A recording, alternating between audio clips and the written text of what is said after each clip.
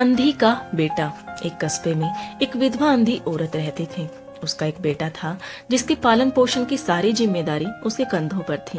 वह अपने बेटे को पढ़ा लिखा कर बहुत बड़ा आदमी बनाना चाहती थी, इसीलिए उसने उसका दाखिला कस्बे के सबसे अच्छे स्कूल में किया।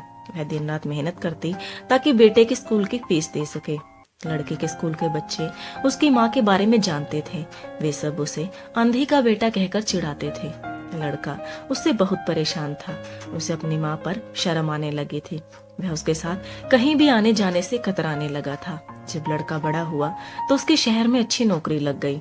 उसने अपनी माँ से वादा किया कि शहर में मकान लेकर उसे लेने आएगा, लेकिन वह शहर गया तो फिर लौटकर वापस नहीं आया।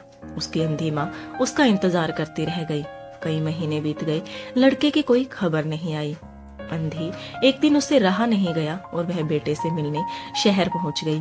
पूछते पूछते बेटे के ऑफिस पहुंची। वहां सिक्योरिटी गार्ड ने उसे रोक दिया।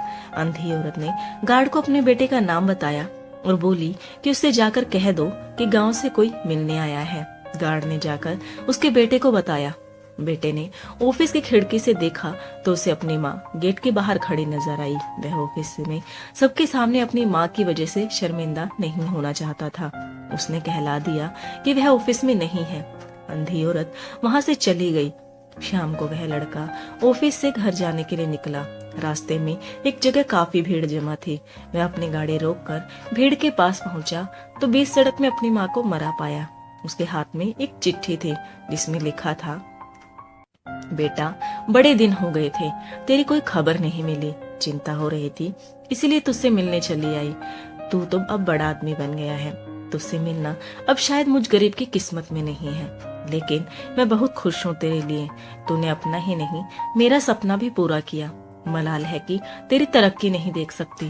काश बचपन में तेरी आंखों में सरिया ना घुसा होता तो मुझे तुम्हें अपनी आंखें न देनी पड़ी होती, तो तेरी तरक्की अपनी आंखों से देखकर सुकून से मरती।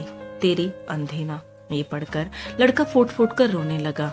जिस अंधी माँ पर उसे शर्म आती थी, उसने उसके लिए कितना बड़ा बलिदान दिया था।